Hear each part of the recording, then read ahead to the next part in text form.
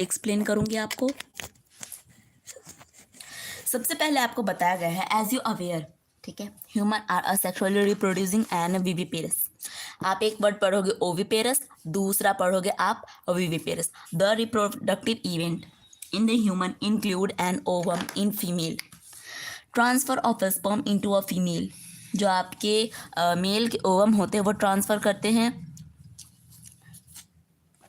जो आपके स्पर्म होते हैं मेल के, and ovum in female, ovum आपके फीमेल में पाए जाते हैं, स्पर्म मेल में होते हैं, वो ट्रांसफ़र करते हैं, ठीक है। Genital tract insemination and the fusion male and female gametes fertilisation leading to a formation of zygote. फिर जाइगोट का फॉर्मेशन होता है। This is follow by the formation and development of blastocyst. यहाँ पे आपको ब्लास्टोसाइट का फॉर्मेशन होता है and it is attachment to the uterine wall implantation, embryonic development होता है, गैस्ट्रिन होता है, and delivery of the baby parturition. अगर बेबी का जब डिलीवरी होता है उसको आप पार्चुरेशन कहते हो, बहुत ये आपको ऑलरेडी पता है, ठीक है।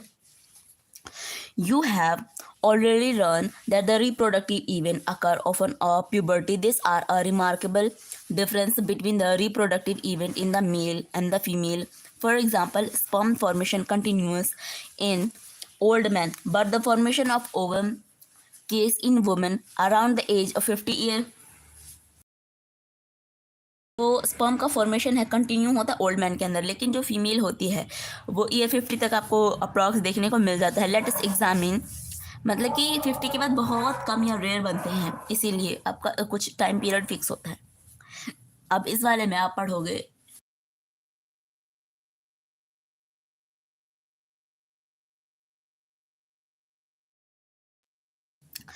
जो आपके स्पर्म होते हैं फॉर्मेशन करते हैं इन ओल्ड मैन में।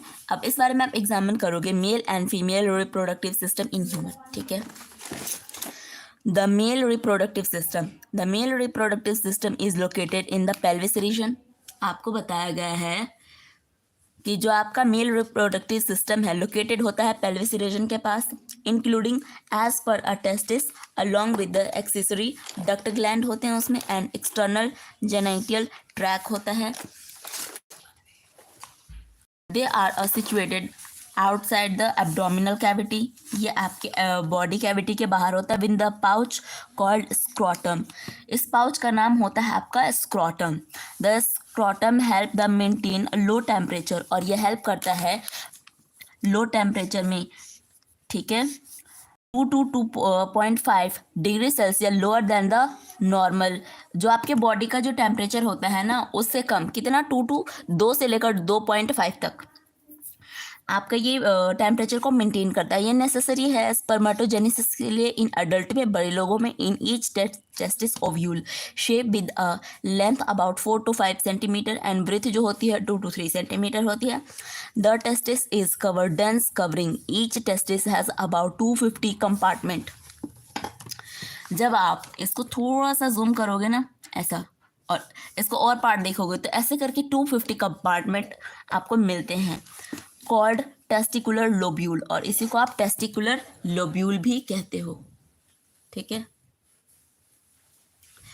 फिर बोला गया है आपको each lobule contain 3 highly coiled. फिर आपको बताया गया है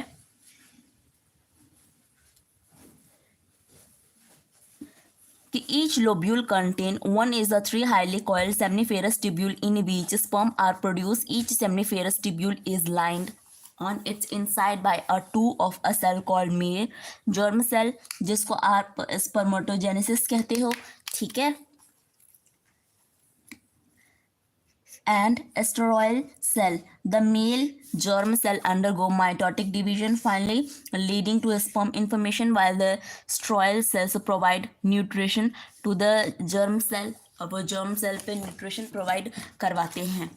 The region of outside the seminiferous tubule called the interstitial space, और इसी स्पेस को आप क्या कहते हो, इंटरस्टिशियल स्पेस कहते हो, जो कंटेन करता है बॉडी वेसल को।